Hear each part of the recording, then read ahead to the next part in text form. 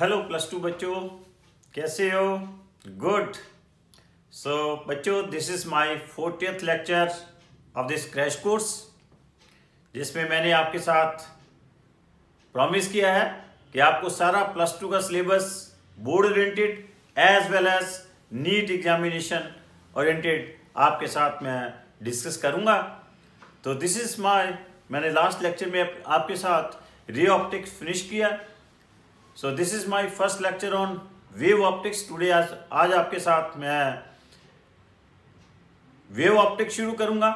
मैंने जैसे आपको जब ऑप्टिक्स शुरू की थी तो मैंने कहा था कि ऑप्टिक्स को हमने दो पार्ट्स में डिवाइड किया है। पहले पार्ट में will discuss the optics by considering the light in the form of rays, and in the second part we will be able to discuss the light in the form of waves. तो बच्चों, जैसे मैंने आपको बताया कि when we are considering the light in the form of rays, we are only able to explain the phenomena of reflection and refraction, and we are not be able to explain the phenomena of polarization, diffraction and interference. ये हम explain नहीं कर पाए। तो इसको explain करने के लिए different theories regarding the light is given, जिसके साथ हमने क्या है we will be able to prove, we will be able to explain the phenomena of interference, diffraction and polarisation. तो first theory is given by Newton's, that is called Newton's corpuscular theory. कुछ मैं आपको इसकी characteristics बताता हूं कि what are the different characteristics of this Newton's corpuscular theory. First characteristics क्या थी इस थ्योरी की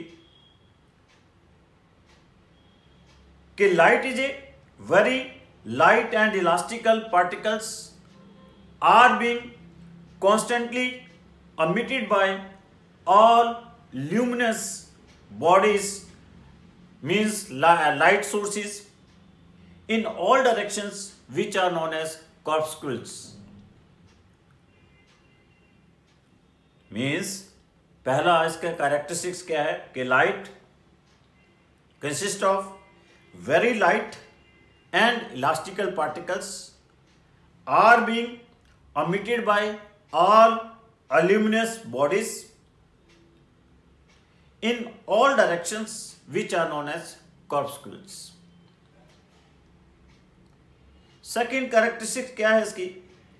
These corpuscles travels with speed, that is the speed of light, that is 3 into 10 raised power 8 meter per second in vacuum. Third क्या था इसका characteristics? when these corpuscles strikes the retina of our eye, they produce sensation of vision. Means they are striking with the retina of eye, they are producing the sensation of vision. Next क्या था कि different colors of light are due to different size of the corpuscles. In corpuscles के क्या है? different size हैं, जिसके कारण क्या है we are getting different colors. The rest mass of this corpuscle is taken as 0. In corpuscles का जो rest mass है हमने वो क्या कंसिडर किया? 0 कंसिडर किया। The phenomena of these corpuscles in an isotropic medium is same in all directions, but it changes with the change of medium. मतलब कि वेलोसिटी जो है एक पर्टिकुलर मीडियम में क्या रह रही है? कांस्टेंट रह रही है of all these corpuscles. Next, these corpuscles travel in straight lines. Straight line में ये कॉर्पस्कुल्स ट्रेवल करते हैं। दीज आर इनविजिबल, और ये क्या है? इनविजिबल है, दिखाई नहीं देते हैं। So these are some characteristics of this Newton's theory. तो इस थ्योरी के साथ हम क्या क्या एक्सप्लेन कर पाए? एक तो रेक्टिलिनियर प्रोपगेशन ऑफ लाइट, दूसरा reflection and refraction of light, existence of energy in light. तीन चीजें हम एक्सप्लेन कर पाए, energy of the light, rectilinear propagation of light and refraction of light are explained with the help of this theory. The things which we are not be able to explain with this theory is interference, diffraction, polarization. These are not explained with the help of this theory. Interference, diffraction और polarisation theory से explain नहीं हुए। Photoelectric effect is not explain with this theory. और इस theory में क्या कहा गया कि velocity of light in medium is lesser than the in medium is greater than the velocity of light in air.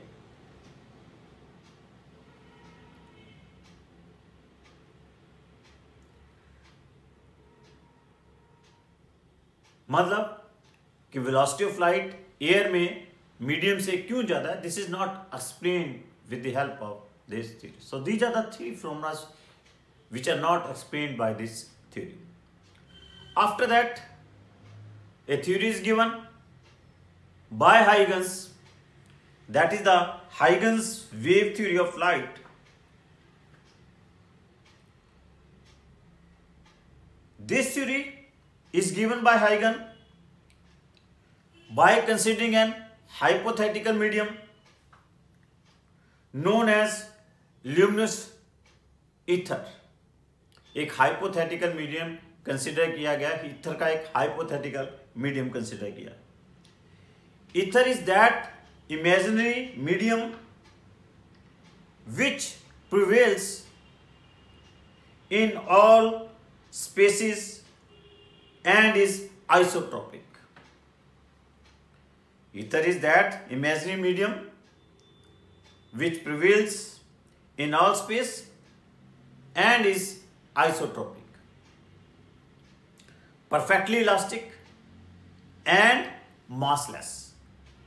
Perfectly elastic and massless. Velocity of light in that medium is constant. उस medium में velocity of light constant है, but it changes with medium. The theory is valid for all types of waves, सभी तरह की waves के लिए valid थी।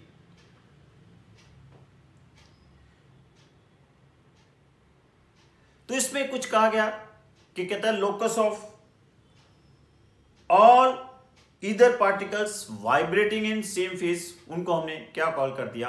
Wave front call कर दिया।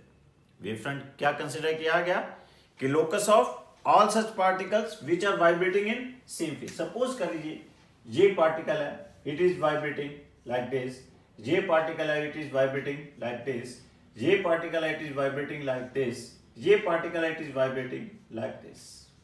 अगर they are vibrating in the same phase, इसका जो लोकस है, इट्स लोकस इज कॉल्ड, ये क्या होगा आपके पास? This is called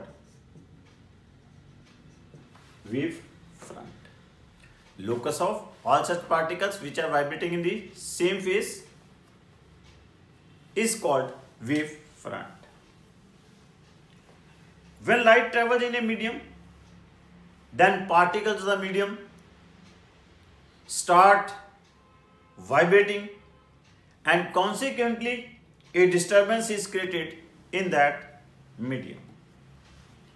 When light travels in the medium, it creates disturbance in the particles of the medium which start vibrating and consequently a disturbance is created in that medium. Every point on this wave front, इस wave front के ऊपर जितने भी points हैं, becomes source of secondary wavelengths. Every point on the wavefront becomes source of the secondary wavelets. It emits secondary wavelets in all directions. It emits secondary wavelets in all directions with velocity of light.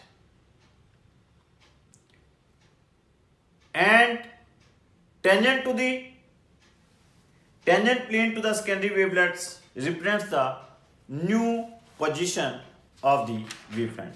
That give the means अगर आपके पास ये original wavefront है, this is the original wavefront, ठीक है, आपके पास original wavefront है, तो यहां पे आपके पास ये जो आएगा आपके पास, this will be the, this is original wavefront, this is the secondary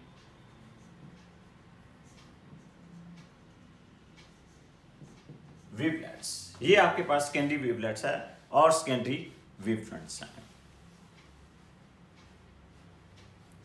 and this secondary wavelets they always travel in forward direction. Backward direction में ये ट्रेवल नहीं करते हैं. सो फ्रॉम दिस थ्योरी यहां पे क्या रखना कि this is a source of light. ये आपके पास क्या है, सोर्स ऑफ लाइट है. इस सोर्स ऑफ लाइट से ये वेवफ्रंट्स अमिट हो रही. क्लियर? इस थ्योरी से जो जो फिनोमेना हमारे पास एक्सप्लेन हुए, refraction, refraction, interference, diffraction, polarisation, all these phenomena are explained with the help of this theory. Rectilinear propagation of light is also explained with the help of this theory. Velocity of light is greater in rarer medium as compared to the denser medium is also explained with this theory. Clear? Just remember, the shape of this wavefront, इस wavefront की जो shape है, it is depending upon the shape of the source. आपके पास जिस तरह source की shape होगी, उसी तरह आपके पास वेव फ्रंट की शेप होगी. अगर आपके पास एक पॉइंट सोर्स है, this is A point source, ये पॉइंट सोर्स है, तो इस पॉइंट सोर्स के कारण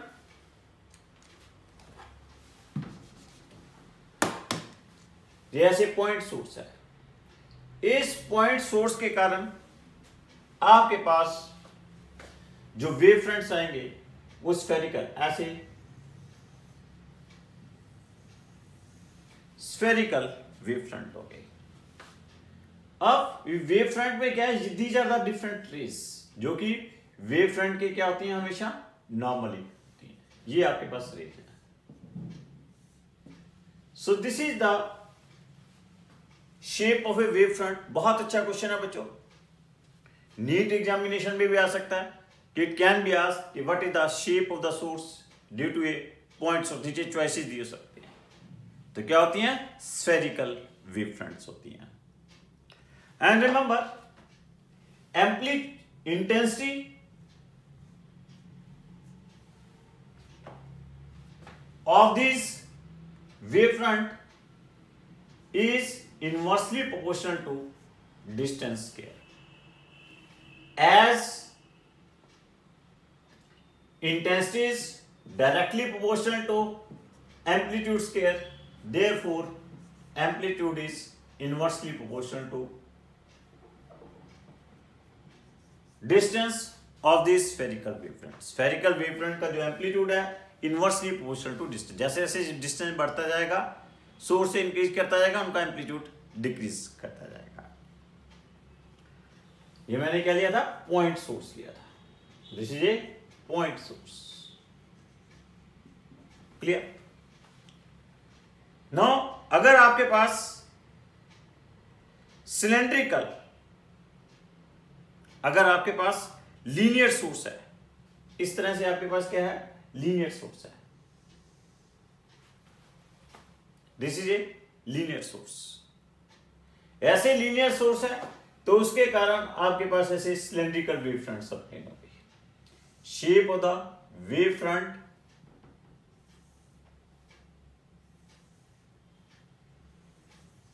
due to a linear source will be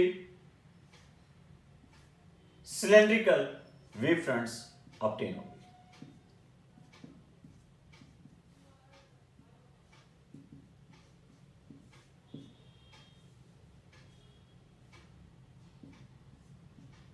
cylindrical wave fronts obtained होगी due to this linear source। And remember, amplitude of these cylindrical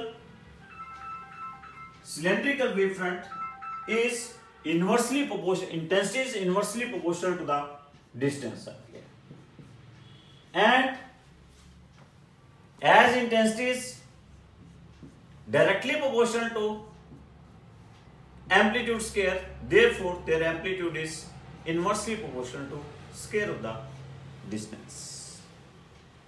इनका जो amplitude है वो क्या है, inversely proportional to square root of distance है। क्लियर? अगर आपके पास लीनियर सोर्स है, सिलेंड्रिकल वेव फ्रंट और shape of the wave front will be cylindrical, intensity उनकी इनवर्सली प्रोपोर्शनल टू डिस्टेंस होगी, intensity as directly proportional to amplitude square होता है, तो therefore amplitude is inversely proportional to square root of distance.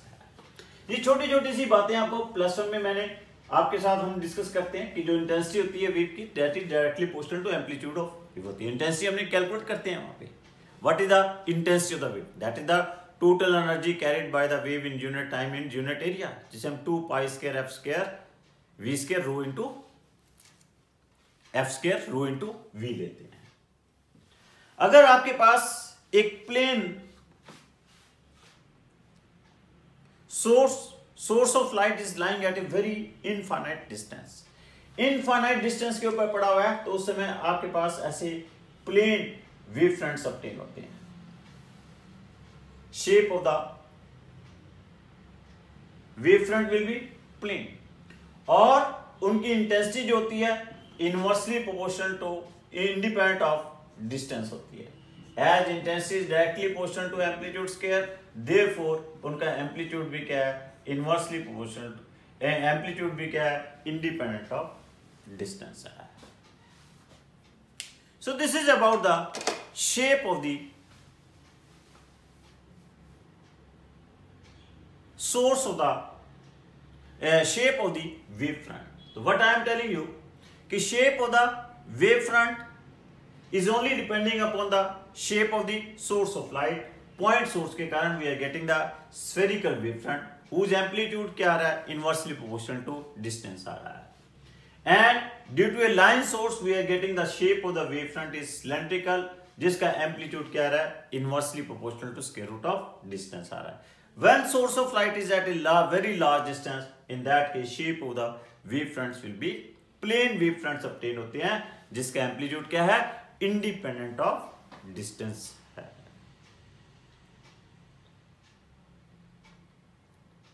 Clear? Now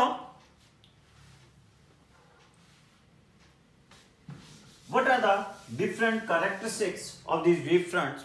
मैंने आपको बता दिया कि बहुत अच्छे ये क्वेश्चन है, मल्टीपल चॉइस क्वेश्चन भी हैं, नीट एग्जामिनेशन में भी पूछे जा सकते हैं और बोर्ड एग्जामिनेशन में भी 1 मार्क का क्वेश्चन आता है। How the amplitude is varying with distance if you are having this is the shape of the wave front. बहुत ही इंपॉर्टेंट क्वेश्चन है, तो याद रखना है कि स्फेरिकल वेव फ्रंट के लिए इनवर्सली प्रोपोर्शनल टू डिस्टेंस है उसका एम्पलीट्यूड, और सिलेंड्रिकल वेव फ्रंट के लिए क्या है,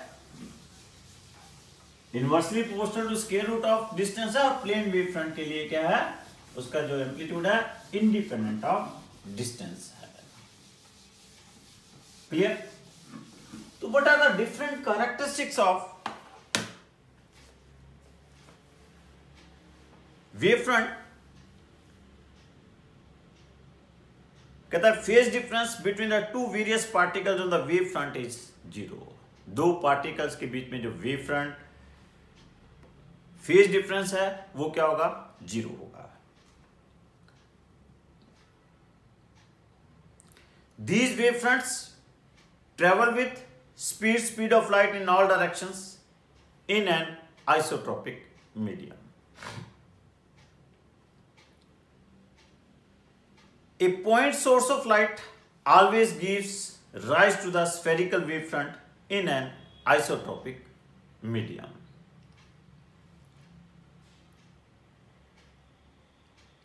In anisotropic medium, it travels with different velocities in different directions. Normal to the wavefront represents a ray of light. Normal to the wavefront represents a ray of light. It always travel in the forward direction in the medium. हमेशा ये forward direction में travel करती हैं, backward direction में travel नहीं करती हैं। Clear? With the help of this Huygens constructions or Huygens principle, we will be able to, है क्या Huygens constructions? कहता है we each point on a wavefront acts as a fresh source of disturbance. The disturbances from these points are called secondary waves, secondary wavelets. And these wavelets spread out in medium with velocity of light in that medium. Clear? The new wavefront at any later time is obtained by taking the forward envelope of the secondary wavelets at that point. So this is the Huygens construction for this wavefront, and with the help of this Huygens construction we will be able to prove laws of reflection and laws of refraction. देखिए कुछ चीजें purely board examination के लिए होती है। अब जो मैं ये प्रूफ करूंगा इसका कई बार एक आधी बार क्वेश्चन आया हुआ, मल्टीपल चॉइस क्वेश्चन एक आधा बन जाता है इसके ऊपर, लेकिन this is purely for board examination के लिए है। So how we will proof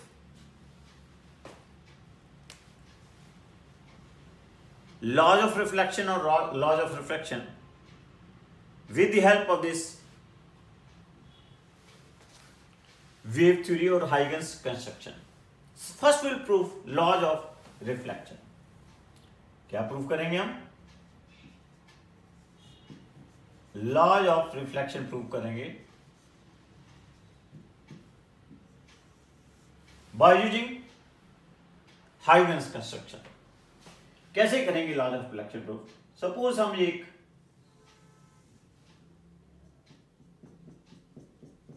reflected surface ले लेते हैं।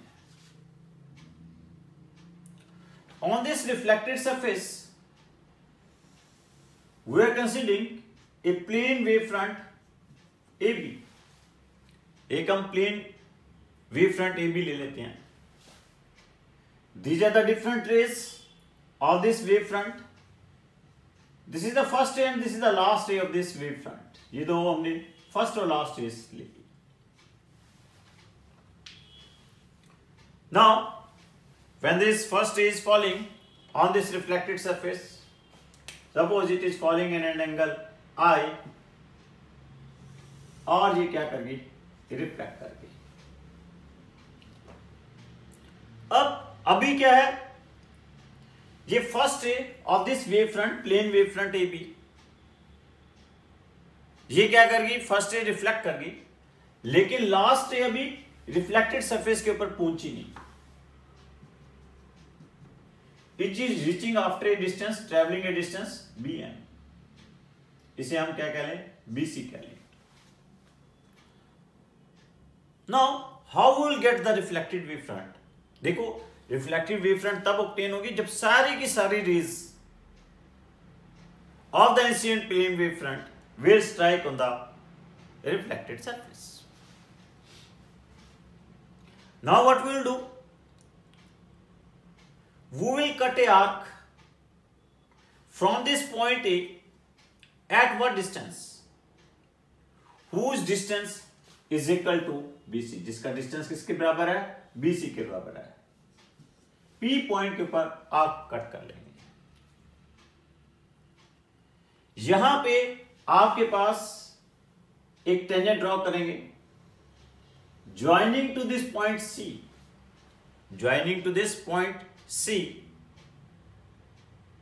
And that will act as a, ये क्या होगी आपके पास, it will act as a reflected wave front, ये रिफ्लेक्टेड वेव फ्रंट की तरह एक्ट करेगी। और ये क्या है आपके पास, incident wave front, and this is the angle of reflection.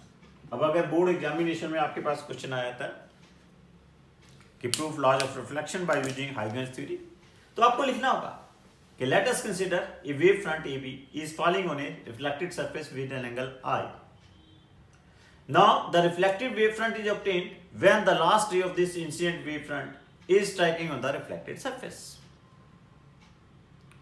So how we will get, according to Huygens construction, from the point A we will cut an arc whose length is equal to BC, whose length is equal to BC, and tangent on this arc joining to this point C will act as a, किसकी तरह act करेगी, reflected wave front की तरह act करेगी।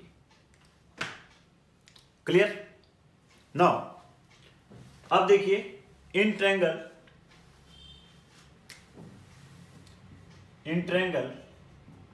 ए B C and triangle A P सी,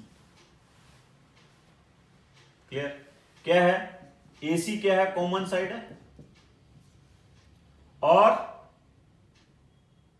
आपके पास BC is equal to क्या है, AP है बाय कंस्ट्रक्शन, और angle B is equal to क्या है, angle P, reason B each क्या है, ईच 90 डिग्री। देयरफॉर हम क्या कहेंगे, angle I is equal to angle R। Proof हो गया। यही laws of reflection, incident ray, reflected ray, normal lie, ये तो लाई कर ही रही है सेम प्लेन में, और एंगल ऑफ इंसिडेंस क्या होना चाहिए, एंगल ऑफ रिफ्लेक्शन के इक्वल होना चाहिए। Clear. So in this way first law is proof by using Huygens construction. Now will proof the laws of refraction. अब हम क्या प्रूव करेंगे, लॉज ऑफ रिफ्रैक्शन प्रूव करेंगे बाय कंसीडरिंग हाइगन्स कंस्ट्रक्शन। अब suppose कर लेते हैं कि एक प्लेन वेव फ्रंट लेते हैं which is striking on A refracted surface, किसी मीडियम रिफ्रैक्टेड सरफेस के ऊपर स्ट्राइक कर रही है। ये एक मीडियम है, जिसका रिफ्रैक्टिव इंडेक्स क्या है म्यू है, यहां पे एक प्लेन वेव फ्रंट फॉल कर दिया. This is the first ray and this is the last ray of this incident plane wave front. It is falling with an angle I. Now when it is falling, ये रे क्या करेगी, first ray क्या करेगी, refract करेगी. अभी last ray of the incident wave front is not reaching on the refracted surface, it is reaching after A time, travelling a distance BC distance travel करने के बाद टी टाइम के ऊपर वहां पे पहुंची है. तो वहां पे हमने क्या कहा था कि we are cutting an arc whose distance is equal to B C, और उस आर्क के ऊपर जो टेंजेंट ड्रॉ करेंगे that give the refracted wave front. Now here what will do, हमारे पास हम सेम डिस्टेंस के ऊपर नहीं, क्योंकि क्या है, अब when the ray will travel from one medium to another medium, velocity of light changes, इसकी वेलोसिटी डिफरेंट होगी, तो डिस्टेंस डिफरेंट डिस्टेंस ट्रेवल करेगी. Now what we'll do, from point A we will cut an arc. From point A we will cut an arc for a time t. Time t के लिए, जितने time में B C तक पहुंची है उतने time के लिए we will cut an arc this point P, at point P, tangent joining to this point C, that will act as a refracted wave front. तो ये आपके पास refracted wave front होगी. This is the refracted wave front. Clear? अब यहां पे क्या है, this will be the angle of refraction. यहां पे क्या है, time taken from A to P is equal to the time taken from B to C. अगर इस मीडियम में वेलोसिटी ऑफ लाइट क्या है, c1 है, इस मीडियम में वेलोसिटी ऑफ लाइट c2 है, तो BC जो होगा distance, BC will be equal to c1 into t, और AP जो डिस्टेंस होगा वो क्या होगा, c2 इंटू टी होगा. Now in triangle ABC, in triangle ABC, what's about sin I? Sin I क्या होगा, that is equal to BC upon AC. In triangle APC, what's about sin R? ये क्या होगा, that is equal to AP upon PC. AP upon AC. Clear? Divide कर दें, sine I by sine R क्या आ जाएगा, this will be equal to BC upon AP, that is C1 into t divide by C2 into t, C1 bye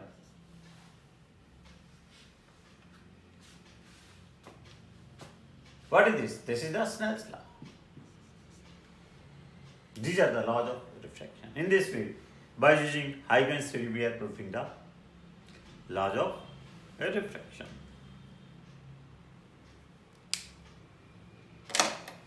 Clear? So,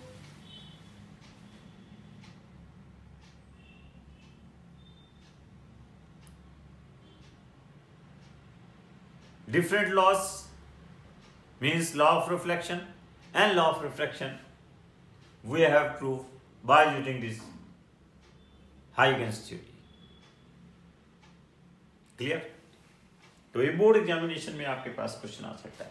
NEET examination में आपके पास simple ये diagram दिए सकते हैं, multiple choice question आ सकता है. It can be asked what is the ratio of velocity of light in two mediums. Here you will say that will be equal to क्या आएगा, BC upon PC is the BC upon AP is the ratio of the velocity of light in these two medium. Simple diagram ये दी हो सकती है. Clear? ये question आ सकता है बोर्ड एग्जाम में.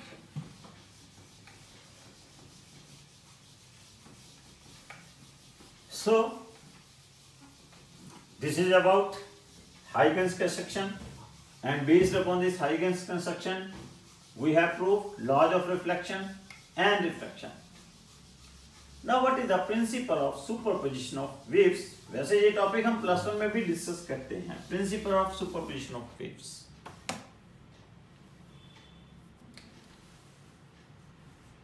Principle of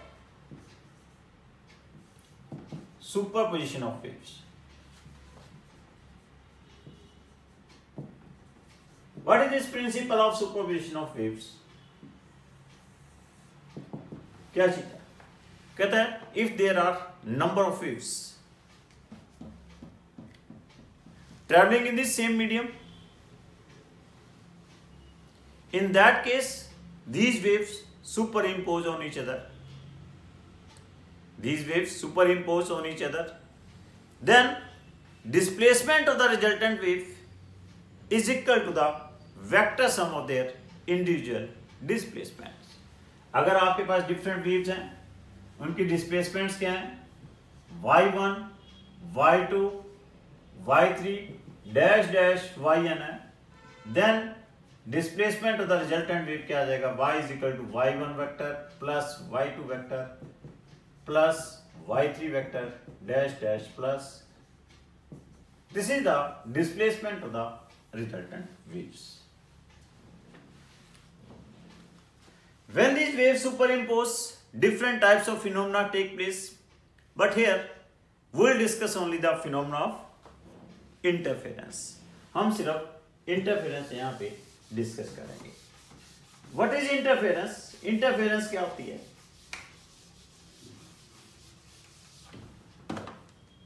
Here we will discuss only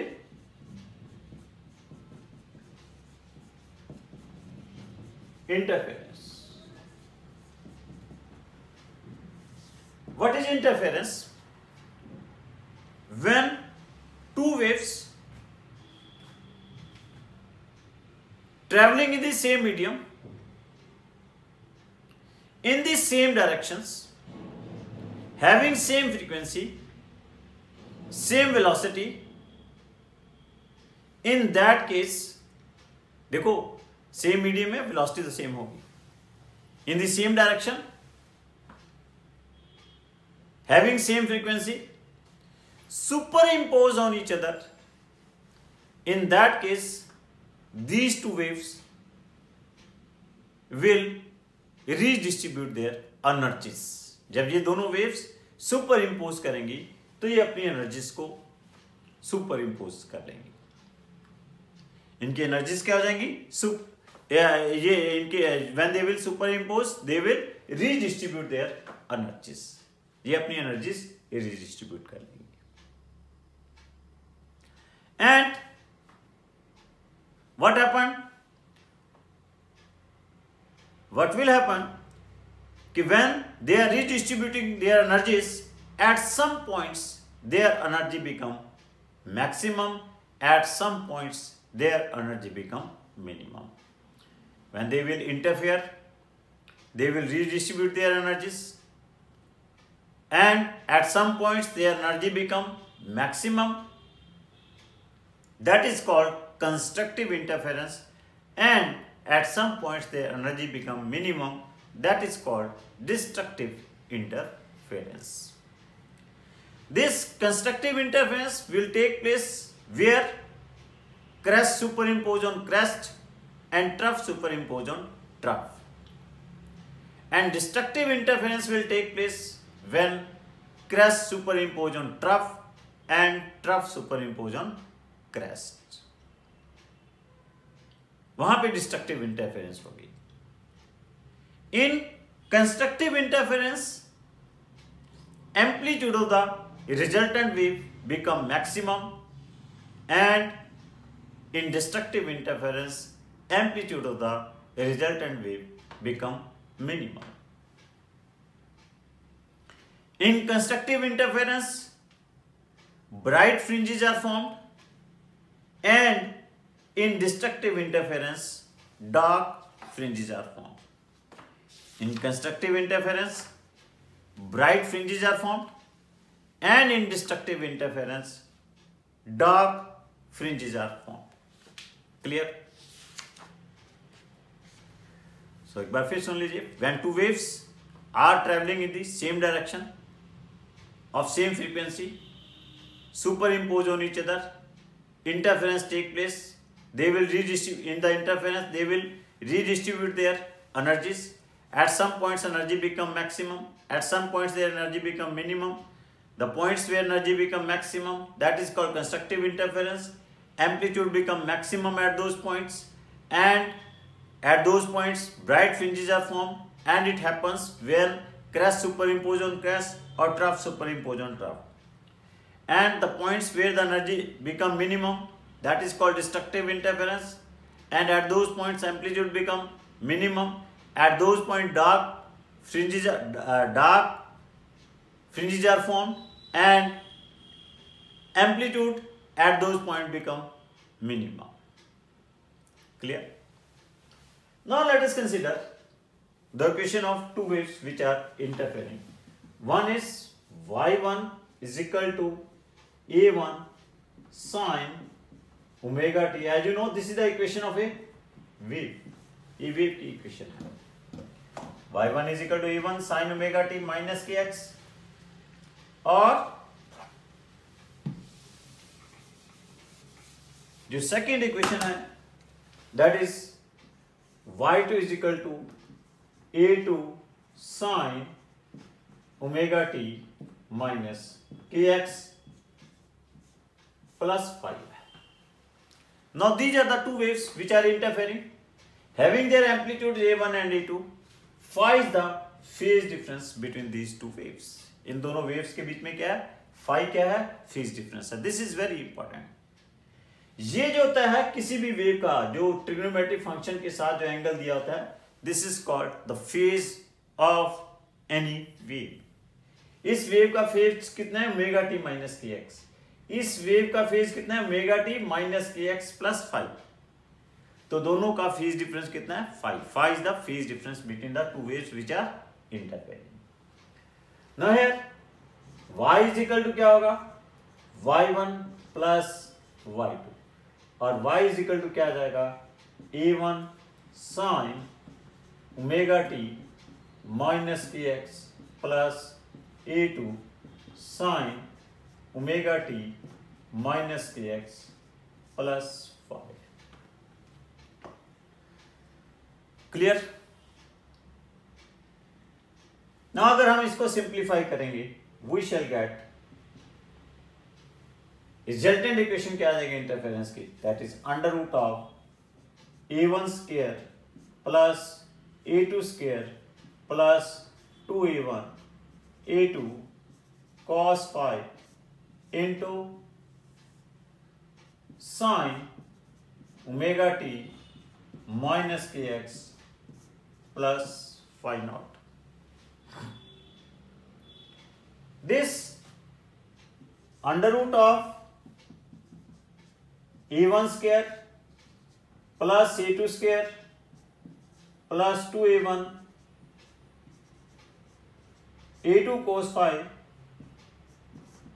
this is the amplitude of resultant wave. ये resultant wave का क्या है? जो इंटरफेयर करके आपके पास resultant wave बनी, उसका ये क्या है? amplitude है. So y is equal to a sine omega t minus kx plus phi naught. Phi naught is the phase of resultant wave. Clear? So these are the two waves. One is a1 sine omega t minus kx.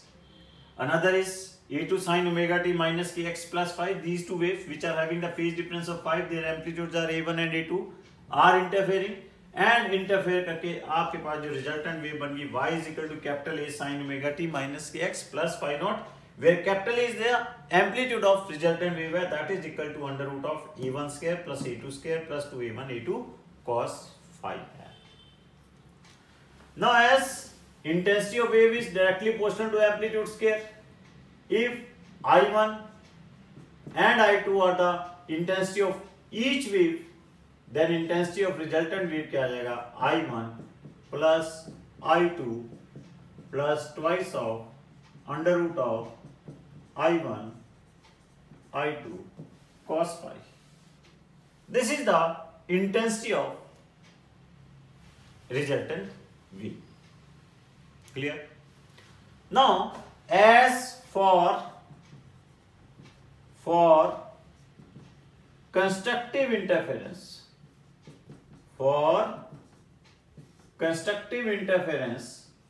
क्या है, क्या condition है constructive interference के लिए, resultant wave का amplitude क्या होना चाहिए, मैक्सिमम होना चाहिए. Amplitude of resultant wave should be maximum.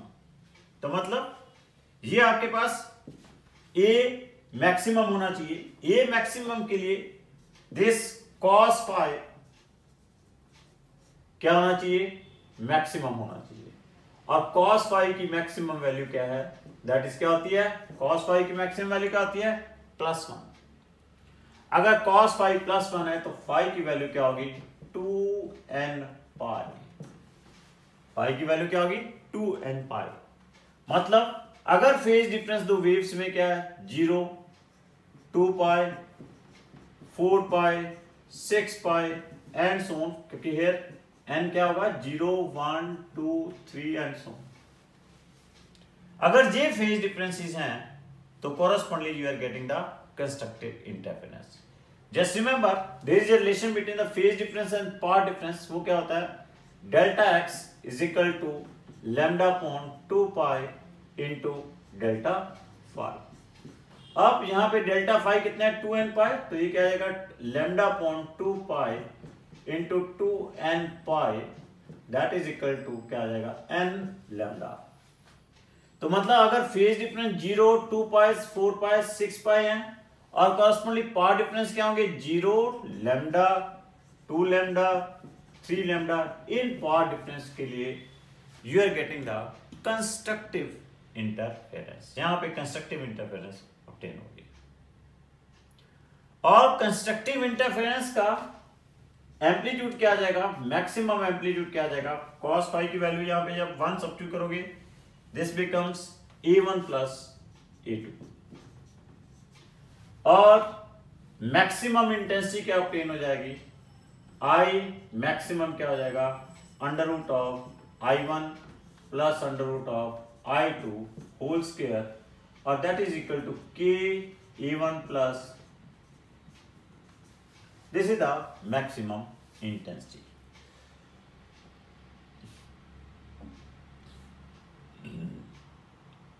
Clear? Now for destructive interference, for constructive interference, यहां पे आप ये भी कह सकते हैं for, this is for bright fringes. ये bright fringes के लिए कंडीशन आ गई. For destructive interference,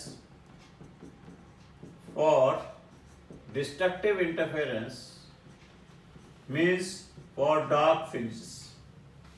ये क्या होना चाहिए, A should be minimum. A minimum होना चाहिए. A मिनिमम के लिए cos phi की वैल्यू मिनिमम होनी चाहिए. Means cos phi should be minimum. और cos phi की मिनिमम वैल्यू क्या होती है बच्चों, क्या होती है cos phi की मिनिमम वैल्यू, -1. क्या होती है, -1. और cos phi की minimum value means phi, cos phi -1, phi क्या हो जाएगा, 2n + 1 pi. क्या आ जाएगा, phi क्या आ जाएगा, 2n + 1 pi. Clear? Means here n is 0, 1, 2, 3 and so. जब फेज डिफरेंस क्या हो, pi, 3 pi, 5 pi, 7 pi and so on, you are getting the destructive interference और कॉरेस्पॉन्डली पाथ डिफरेंस क्या आ जाएगा, फाई की वैल्यू यहां सब्स्टिट्यूट कर दो 2n+1 पाई, तो this becomes 2n+1 λ/2। Path difference आ जाएगा यहां पे 2n+1 λ/2। डेल्टा एक्स क्या आ जाएगा 2n+1 λ/2 मीन्स λ/2, 3 λ/2, 5 λ/2। जब ये आपके पास पाथ डिफरेंसेस हैं, you are getting the destructive interference. जब आपके पास पाथ डिफरेंसेस 0, 2 पाई 4 पाई हैं, फेज डिफरेंस ये है, path difference 0 lambda 2 lambda 3 lambda, constructive interference है पाई 3 पाई 5 पाई 7 पाई, और कॉस्मिक पाथ डिफरेंस λ/2 3 λ/2 5 λ/2 है, तो आपके पास डिस्ट्रक्ट। तो ये जो सारा चैप्टर है वेव ऑप्टिक्स इन दो फॉर्मूलेस के ऊपर डिपेंड कर रहा है, तो remember it, very very important. और डिस्ट्रक्टिव इंटरफेरेंस में मिनिमम वैल्यू ऑफ एम्पलीट्यूड क्या हो जाएगा, A1 माइनस A2 हो जाएगा, और I मिनिमम क्या हो जाएगा, that is under root of I1 minus under root of I2 हो जाएगा, होल स्क्वायर, और you can say that is K into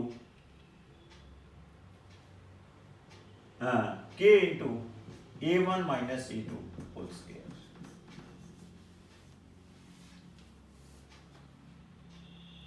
These are the value of minimum amplitude and minimum intensity for destructive interference। यहाँ पे बहुत अच्छे question आ जाते हैं NEET examination में भी, बोर्ड एग्जामिनेशन में भी। आई मैक्सिमा और ए मिनिमा की रेशियो कैलकुलेट करनी आ जाती है, तो I maxima upon A minima क्या होगा, that is A1 plus A2 divided by A1 minus A2 का whole square. It is very very important formula. So this is about the interference। तो मैंने आपको पास ड्राइव कर दी कंडीशंस कि आपके पास दो वेव्स जिनके एम्पलीट्यूड्स A1 और A2 हैं, और फेज डिफरेंस कितना है, फाई का फेज डिफरेंस है। जब ये दो वेव्स इंटरफेयर करेंगी तो रिजल्टेंट वेव का एम्पलीट्यूड क्या बन जाएगा, A1 plus A2 plus twice of A1 A2 cos phi under root, this is the amplitude of the resultant wave. और अगर उनकी I1 I2 इंटेंसिटी है, intensity of the resultant wave क्या बन जाएगी, I1 plus I2 plus twice of under root of I1 I2 cos phi, that is the intensity of resultant wave होगी। Clear. तो फिर मैंने कंडीशन ड्राइव कर दी कि for constructive interference will take place जब दोनों वेव्स के बीच में फेज डिफरेंस कितना हो, 2n पाई का हो, mean 0 2 pi 4 pi and so on हो, और कॉरेस्पॉन्डिंग पाथ डिफरेंस कितना हो, 0 lambda 2 lambda and so on हो, तो आपके पास कंस्ट्रक्टिव इंटरफेरेंस ऑब्टेन होगी। Clear. 0 2 lambda, this is not 3 lambda, this is of 0 lambda 2 lambda 3 lambda so on. And corresponding minimum amplitude आपके पास, maximum amplitude क्या गया था फॉर कंस्ट्रक्टिव इंटरफेरेंस में, A1 plus A2, maximum intensity A1 plus A2 का whole square.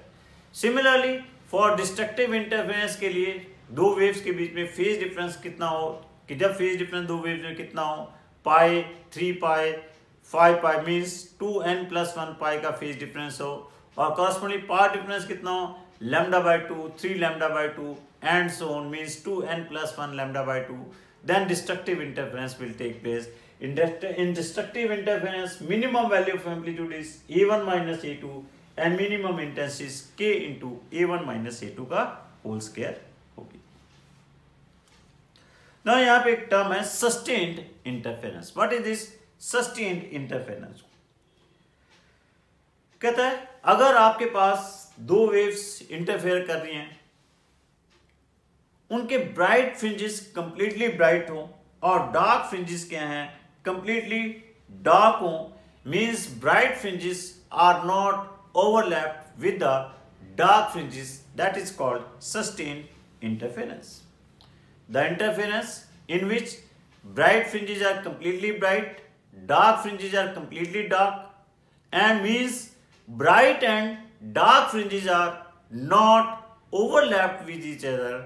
That is called sustained interference.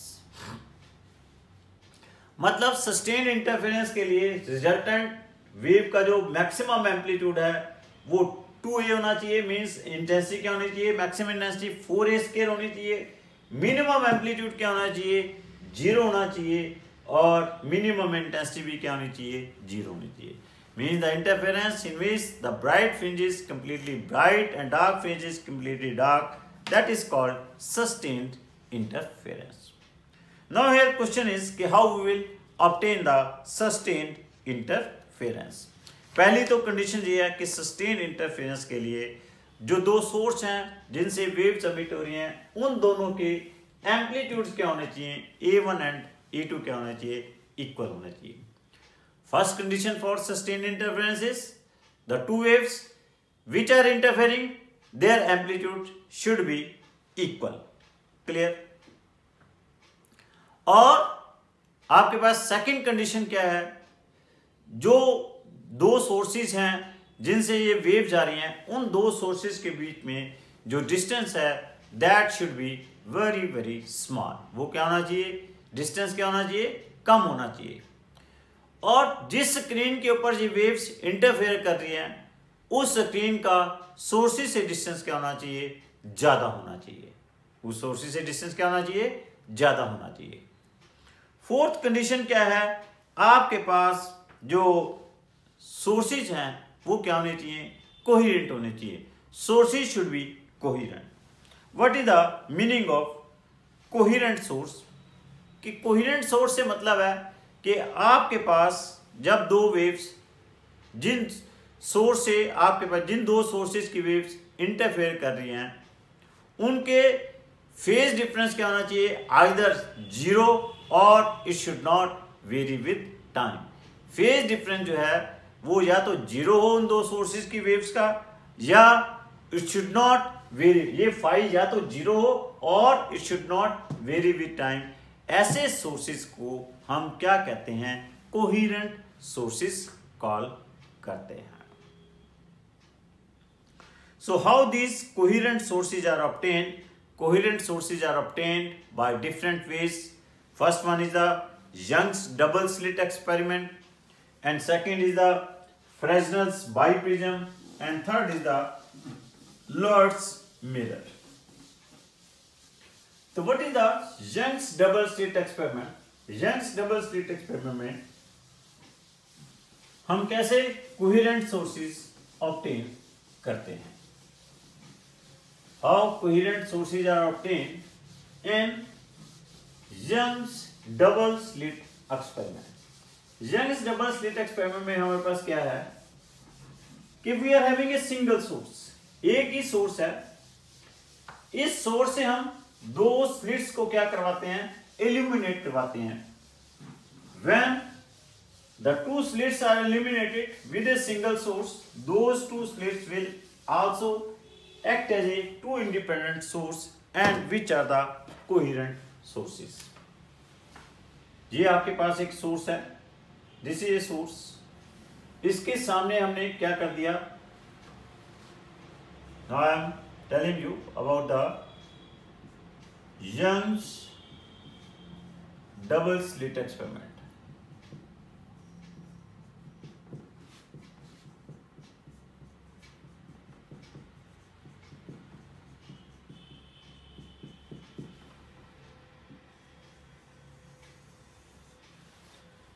तो this is A one source, ये source of light है. ये आपके पास क्या है, दो स्लिट्स हैं. One is the slit S1, another is the slit S2. With this source, these two slits are illuminated. इन दोनों slits को हम illuminate कराते हैं. Now, when these two slits are illuminated, आपके पास these two act as a two independent sources. ये दो independent source की तरह behave करेंगी. यहां से जो waves निकलेंगी, ये आपके पास स्क्रीन है. This is a screen. इस स्क्रीन के ऊपर इनकी वेव्स क्या होंगी, सुपर इम्पोज करेंगी और इंटरफेरेंस विल टेक प्लेस, और जिससे ये इक्वल इंटेंसिटी की ब्राइट और डार्क फ्रिंजेस बनेगी। ऐसे ब्राइट और डार्क फ्रिंजेस बनती है। यहां पे जो सेंटर के ऊपर जो फ्रिंज बनेगी वो आपके पास क्या होगी, ब्राइट फ्रिंज बनेगी। रीजन बीइंग कि जो सेंट्रल पॉइंट है, this is line at equal distance from this source, तो जिसके कारण इसका पाथ डिफरेंस क्या होगा, जीरो होगा, फेज डिफरेंस जीरो होगा, जिसके कारण we are getting the bright fringe, जिसके कारण क्या है हमारे पास ये ब्राइट फ्रिंज ऑब्टेन हो रही है। पहले ब्राइट, फिर आपके पास डार्क, फिर ब्राइट, फिर डार्क, इस तरह से ब्राइट डार्क फ्रिंजेस जो हैं आपके पास स्क्रीन के ऊपर बन जाएंगे। तो यंग डबल स्लिट एक्सपेरिमेंट क्या है, एक सोर्स से हमने क्या किया, दो स्लिट्स को एलिमिनेट कराया।